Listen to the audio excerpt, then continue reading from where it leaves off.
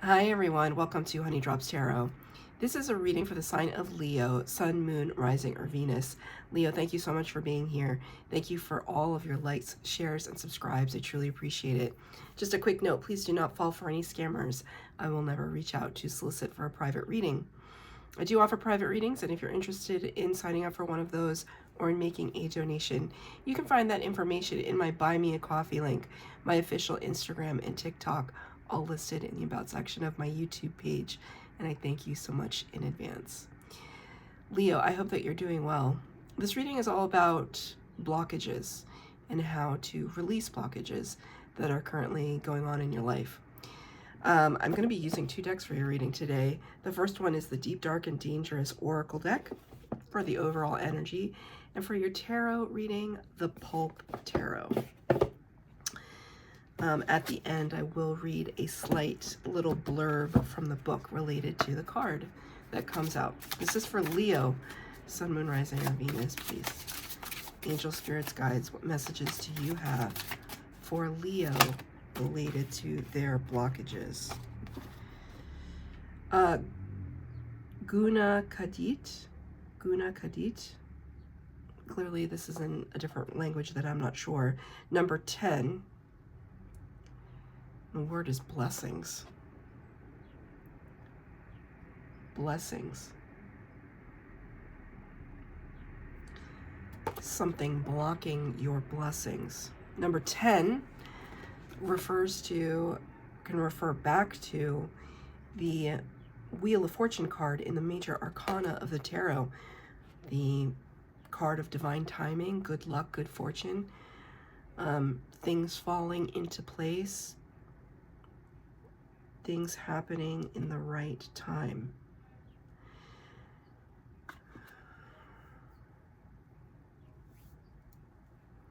Trying to ask Spirit about this because this, in a cold climate, what does harvest look like? It looks like this. It looks like bringing all of these catches, these fish, home to freeze, to store, to eat at a later time, to feed livestock, to sustain ourselves. Spirit is showing me this series of, there's somebody on YouTube, and he's on Instagram, YouTube. I think he lives in Siberia or in Russia. I mean, I'm not sure where he lives, but this guy lives in a place that's clearly minus 50 below or something. I don't know. It's frigid.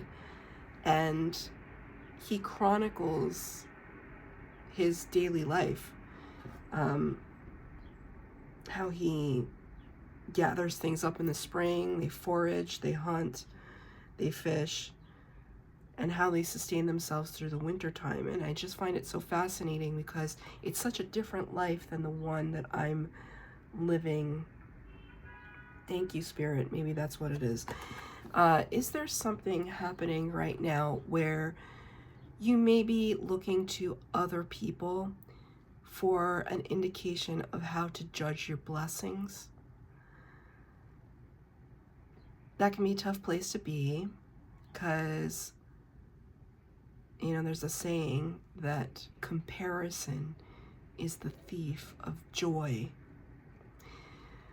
So while I would never, ever want to live in a cold climate where I have to, forage and whatever, I'm not knocking that. It's just not something I personally would want to do. Shouldn't compare, right? Because just because I have some of the trappings of city life, and it's interesting that I would use the word trappings. My life is not any better or worse than that other person's. It's just how our world is constructed. It's the world that we live in, and it's what we make of that world. And so Spirit is really bringing that to the fore right now, where it's not that you don't have blessings, it's how you are judging those blessings that is causing a potential blockage. Because, you know, hey, you could be in competition with yourself, but it's that act of competing that keeps you perhaps in a lack mentality, right? I have this, but I should have more. And even if it's not in a selfish way, you know, maybe you've gathered all of this up for your entire village, but I should have more, but I should have more, right? Even though this could potentially be more than enough. It's that constant act of longing as opposed to allowing, right? Allowing the blessings to come in.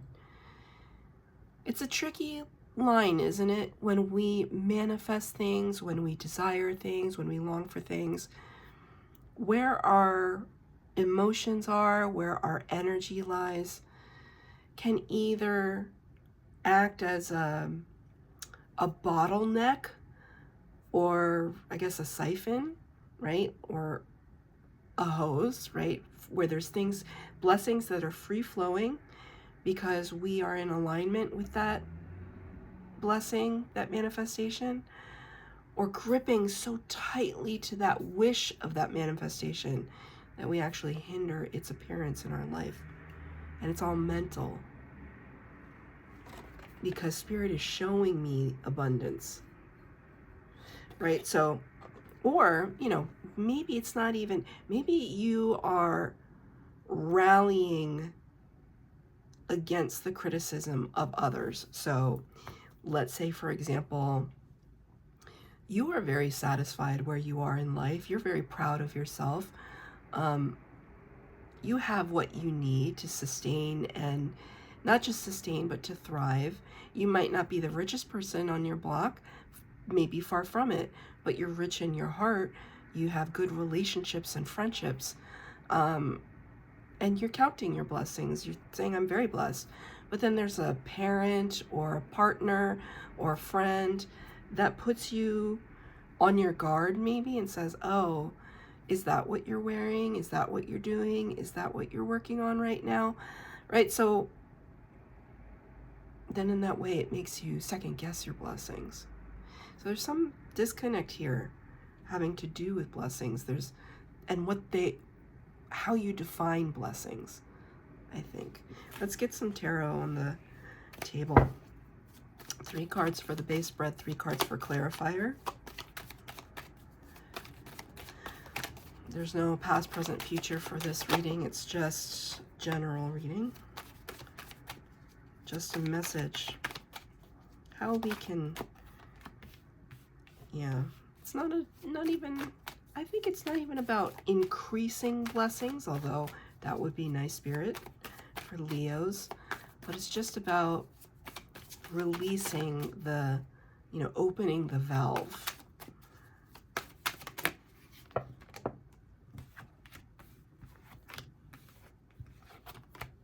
Okay. So a challenging card here and there. Let's start with the first 2. The first card you got is the 2 of Pentacles. A little bit of juggling, a little bit of back and forth. You could have a lot of responsibilities and things that you need to take care of, but you're taking care of them. Not really sure how sustainable it is or for how long you'll have to maintain everything with the Moon card here. There's this sense that,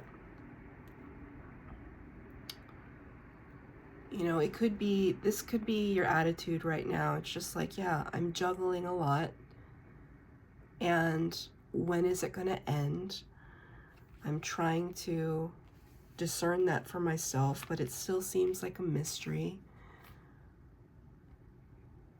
It's interesting. You see the 2 figures on the ground. It's a dog and a wolf, which is classic for a Moon card. Kind of represents the feral or the wild and the controlled and domesticated, right? Kind of opposite sides of the personality, the emotional landscape. The moon is a major arcana card representing Pisces energy. Secrets, confusion, illusion. Number 18. When the moon card appears, it's like we don't have all the answers. Maybe you could be juggling 2 jobs right now and thinking to yourself, I would love to just have one job that I can focus on, but here we are juggling 2. It's a very, I am paying attention to her body language though, because it's a very strong stance. There's not a lack of self-confidence here. I got this. And isn't that just such a classic? Leo, I have a lot of Leo friends, and this is such a classic Leo move. You could have 10 pentacles that juggling, all the plates spinning, overwhelmed. You got one on your head. Leo's always going to say, I got it. I got it. I got it. Yeah, I don't need help. I got it. There is no doubt that you got it, Leo, but maybe sometimes it's okay to accept help. Maybe sometimes it's okay to say, thank you. Could you see, I know that I'm got a lot in my hands right now, but could you tell that I might have been a little strapped, like just struggling and reluctant to admit that I need a little bit of help. I will say to you, Leo, that I find myself stuttering a lot through your reading. I don't think that I stutter very much, but there's something about this moment right now. So I feel like it has to do with your communication. Maybe it's been difficult for you to communicate that you need help.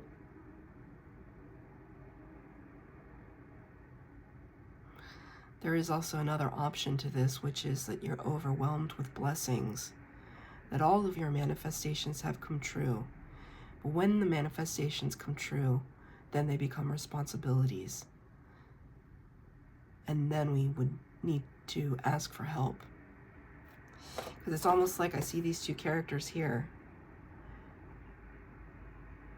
Maybe this child in the front is overwhelmed. She's got so much abundance that she can't pick up that basket. And the child in the back is saying, well, but I can help. And so can my reindeer. We can help you. She's saying, no, I got it. So proud, right? So proud of her catch. And, it's not like he wants to take it from her. Maybe they belong to the same village. But I can help you. And so can reindeer over here. No, I got it. I'm really picking up on that very strongly. It's reluctance to accept help.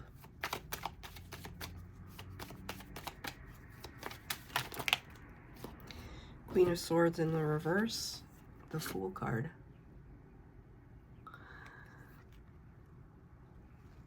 So the Fool card talks about confidence and faith. I don't think there's any part of you that has lost faith in anything, that you know that you co-create with spirit. You're very forthright too. Like there's no reluctancy to jump off the proverbial cliff into the next fortunate phase. There's no hesitation whatsoever. There it is again. That really, I could be speaking to divine feminines, right? Doesn't mean has to describe a woman, just divine feminine energy where we're just, we're happy to be forthright, be proud. The Queen of Swords is here, though. This is air energy. Usually the Queen of Swords is somebody who is a truth teller, truth seeker. More of a seeker than a teller. The King is more of a teller. Looking for the truth, looking for facts, looking for information. It's almost like when this is in reverse, this represents to me a refusal to see the truth of a situation, to see something for what it is. I've never read the Fool card like this, but Spirit just gave it to me. It's almost like Spirit is showing me that it's like a different kind of cliff, right? It's like, Leo, just wait a minute. Like, let us give you a parachute, or let us give you a rope, or whatever. And you're just like, no, I got this. Right? Refusal to see something. Or inability to. That could have tripped you up. It does have to do with a little bit of pride, Leo, I have to say. Not to be cliche, but this is what I'm picking up. It was like going in head first, things blazing, right? Very forthright, very excited, you know, thinking that we are being active, that we are bringing home the harvest. Look at all these great things, but then it becomes a little bit of a burden, a little overwhelming, because the next card out is the Three of Swords. The Three of Swords is the heartbreak card, disappointment. It's the toughest card in the tarot. One of the toughest. It's almost like, you know, all this effort that I put in, and, you know, maybe in your effort to carry everything, to do everything by yourself. Look at all these fish in the basket. Can you imagine in your mind's eye just for a second? It's not the fact that she's a, you know, this is a feminine depicted figure. It has nothing to do with that.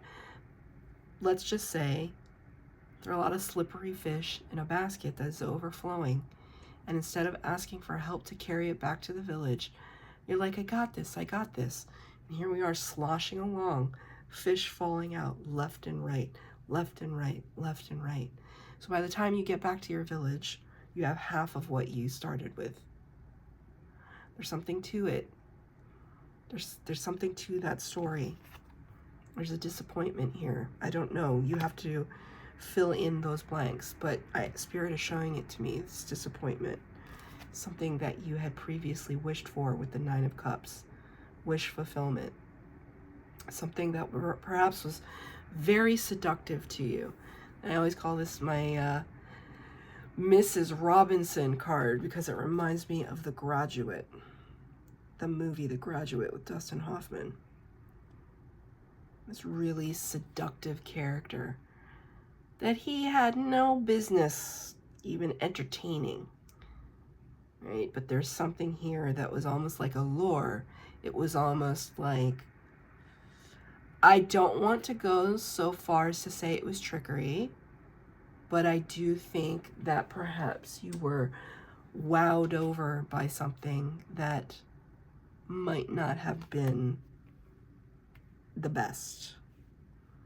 But it spoke to you. It spoke to your needs. It spoke to your desires. What is this Nine of Cups have to do with? Yeah, see? The Tower and the Seven of Swords in reverse. If I can pick them up.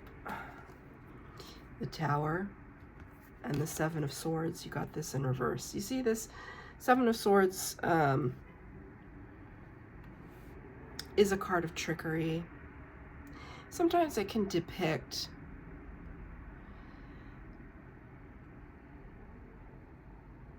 wanting to have the least amount of casualties as possible in terms of a situation where we take a more passive approach, right?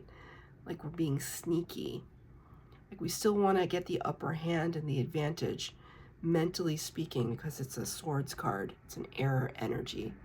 So we want to be kind of outsmart and outwit without hurting feelings, without there being at too many ramifications, but it jumped out with the Tower. Tower energy is great shock, awe, and upheaval. I don't think whatever it was that was desired, I think when it actually showed up, I don't think that it was what you thought it was going to be. And it was too late to kind of back out of it. It was too late to get your money back. It was too late to undo the decision without a lot of people, without drawing attention to yourself. I think you did draw attention to yourself, and I think it resulted in this disappointment. Now, this has nothing to do with what you deserve or what you, nothing about that. There's no judgment behind this. This is just how I'm reading it. Remember, this is a reading about blockages, right? This is a reading about blockages, so it's kind of like this idea that so far what I'm seeing is that blessings did come in.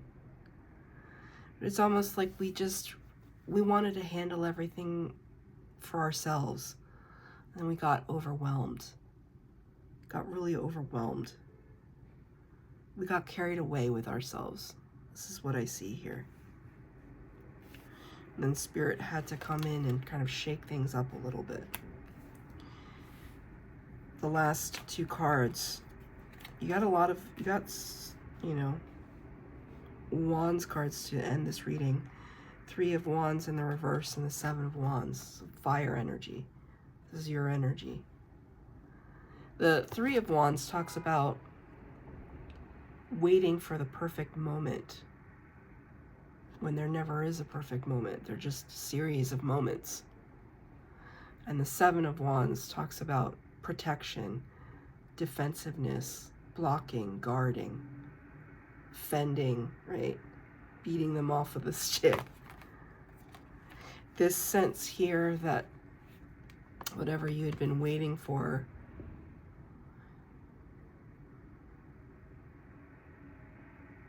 Spirit is giving me that example of like the garden hose. There's a saying, I can't pull it in. I can't pull that saying in, but there's a saying that it's just like,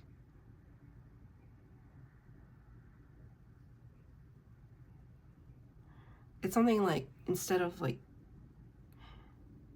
drinking a little bit from the garden hose, like in the summer when you're hot, the garden hose is on full blast and it's just like catapulting you to the other side of the yard. It's this sense that we received a certain amount of abundance, but for some reason we couldn't handle it, or it wasn't meant for us to handle alone. And then something came in that was a little too aggressive, or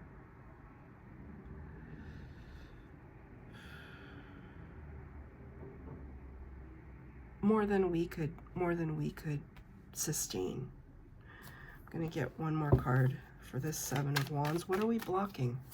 Right? This is blocking at its purest. The Magician and the 5 of Cups in the reverse. See, I asked, what are we blocking? We're blocking our manifestation because it came with some disappointment that we're trying to release. So now it's almost like you're afraid to manifest now because something didn't go right the first time.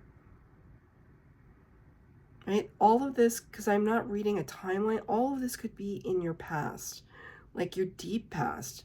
Like you wanted to bring something in, you were super excited about it. You know, now I'm seeing like a potential relationship scenario, right? Let's say that you were here, like, let's say you were like wanting to date people and you were single for the longest time. And then you just made the decision one day, I'm going to start dating. I'm going to take the leap of faith and I'm just going to put myself out there. And then 2 people showed up. 2 people showed up. And, you know, that's as long as everybody's an adult, whatever, right? But we're in the dating stages. We don't have to tell option A about option B and about option B. Nobody's serious right now. We're just dating. We're just figuring it out. We don't know where it's going. We're not trying to be too serious about it. And then, right, things got a little too hot and heavy. And one of them found out about the other one, and here we are. Couldn't get away with it. Maybe we thought we could handle both, because both were equally as beautiful, good, sexy, amazing, whatever. This is just an example, but take it as it resonates, right? The context of the reading depends on your situation. But I'm just saying, this is now Spirit's giving me this scenario of things that you called in for yourself. There's an overabundance. Then it just became too much to handle. And now we're real shy about it. We don't even want to look at it anymore because we're so hurt by that situation that we're not manifesting. We don't even want to look at it. We don't want to think about it. This is the blockage. So take it as it resonates. I know that there were kind of 2 different storylines there, but I just have to bring in what Spirit is giving me. So I'm going to read from the book, number 10.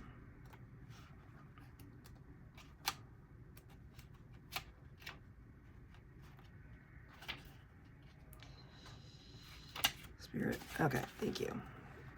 Guna Kadit. I don't know how to say this word. Look deeper. Something that may seem like a curse is actually a blessing. Truth finds a way to be told. You are loved and protected. The duality of reality and fantasy, truth and fiction.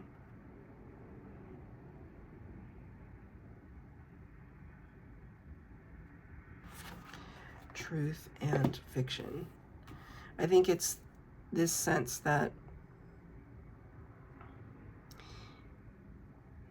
it's how you frame something that causes it to be a blessing or a curse. If we take that second scenario that I brought in about the relationship, something might have hurt you in the past, but it could be your biggest blessing if you learned the lesson. It's up to you to decide and then move forward past it. So that's your reading, Leo. I hope that it resonated. If it did, please like, share, subscribe, comment down below. Please hit the bell notification to be updated as to when I post new readings. Thank you, Leo.